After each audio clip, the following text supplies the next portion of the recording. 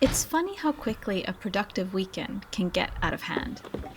Last weekend, I wasn't planning to do anything particularly ambitious, which is usually how it starts.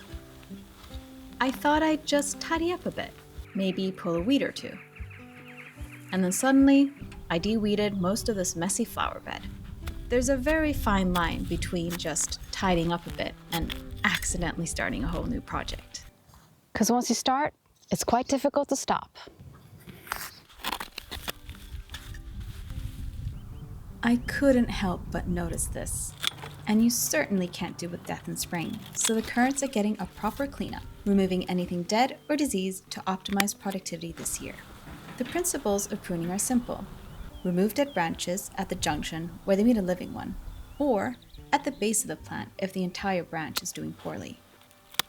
Getting rid of crossing canes is also recommended. Somewhere in between all of that mess, the perennials were also cut back.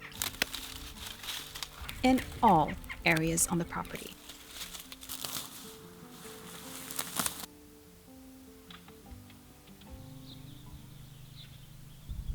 But today is a new day, and we're on to something slightly more technical.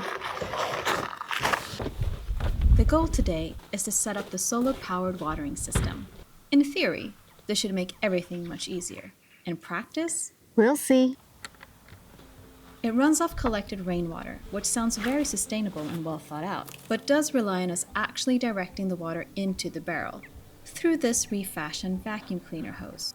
Which feels reassuring. But it's done the trick for 3 years now. Before we put this whole system together, we need to check that the gutters that lead the rainwater into the barrel are clear. Last year it rained a lot, but the barrel wasn't getting filled up. Turns out there was a leaf perfectly blocking entry into the vacuum hose. Seeing it's clear, you can actually put the watering system in place, which should make life easier. If you're considering an automated watering system, click the link in the description box below where I show exactly how I put this together. With that more or less functioning, it's time to plant something. I've got salad seedlings with me and seeds I forgot to bring last week. Can you tell me, did I sell carrots the last time I was here? Because I really don't remember if I did. I'm just gonna do it anyway. Worst case scenario, it's just a little waste of seeds. I guess this is why organized gardeners use plant markers, which I've decided it's time for me to do too.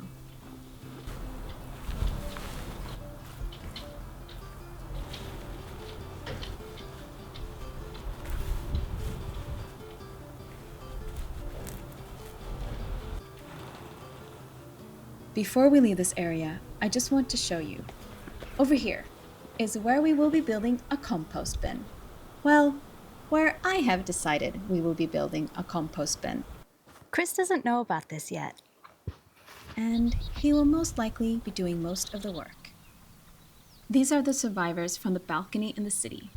They've been through wind, neglect, and questionable watering schedules, so they should do quite well here. I'm excited to finally fill this gap and hopefully complete this bed. To fill up the space, I decided to divide the plant and get more bang for the buck.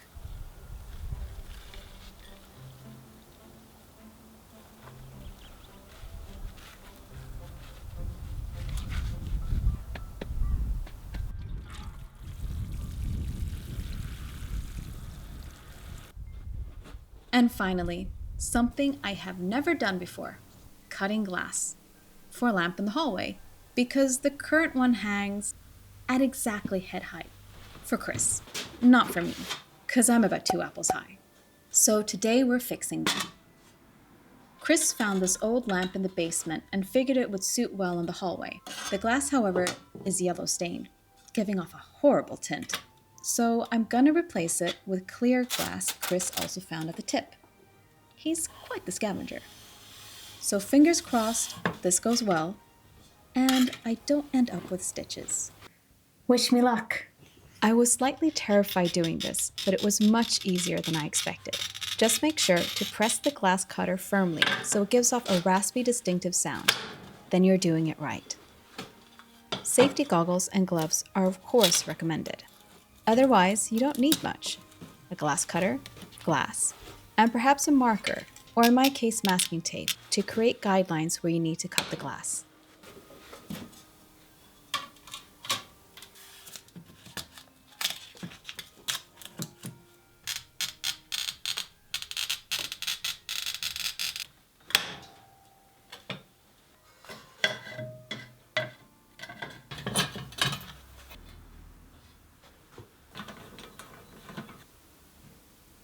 Now with the lamp looking fresh, it's time to mount it to the ceiling.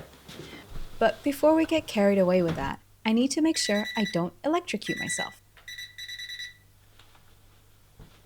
So, off with the fuses that supply electricity to this part of the house. Meanwhile, Chris is putting white electric tape around the wires so they blend in with the ceiling. He also prepares the wires to pop them into the terminal block.